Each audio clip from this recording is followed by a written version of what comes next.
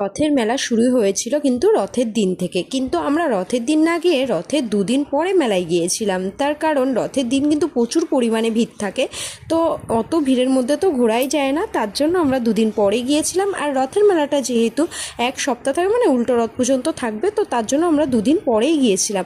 তো রথের মেলায় গিয়ে তো আমার চোখে পড়লো গাছের দোকান। গাছ দেখলে তো নিজেকে ঠিকই রাখতে পারি না, তো গাছ দেখে নিলাম। আর এখানে অনেক রকমের গাছ ছিল, কিন্তু আমার চোখে পড়লো এই রবার্ট গাছটা।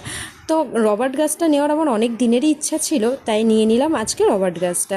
আর ঠিক তার পাশে কিন্তু ছিল ব্যাগের দোকান। ব্যাগগুলো বেশ সুন্দরই ছিল, কিন্তু আমি আর কোনো ব্যাগ কিনলাম না, তার কারণ আমি তো কিনতে চেয়েছিলাম একটা গাছ।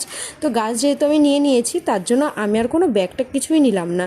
তো রবার্ট গাছটা বেশ সুন্দর লাগছিলো। আর এখানে কিন্তু অনেক রকমেরই গাছ ছিল, ফুলের গাছও কিন্তু ছিল অনেক রকমের, কিন্তু সেসব কিছুই আর দেখলাম না, নিয়েছিলাম একটাই গাছ। তো তারপর গাছ টাছ নেওয়ার পরে যখন এখান থেকে বেরিয়ে এলাম, তো আমি ভাবছি আমার মেয়ে কেন কিছুর বায়না করছে না। তারপর তোমরাই দেখে নাও ওর কাণ্ড।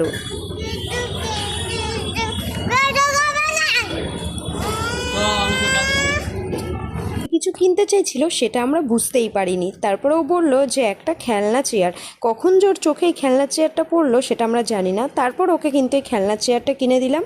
আর কিনে দেওয়ার পরে তো ভীষণ খুশি হয়ে গেল। আর আমরা তারপরে কিছুটা সময় এখানে কাটিয়ে খাওয়া দাওয়া করে কিন্তু আমরাও বেরিয়ে পড়লাম বাড়ির দিকে। তো এইটাই ছিল কিন্তু আমার রথের মেলার ভিডিওটি কেমন লেগেছে অবশ্যই কিন্তু জানিও, আর ভালো লাগলে লাইক করে দিও। টাটা।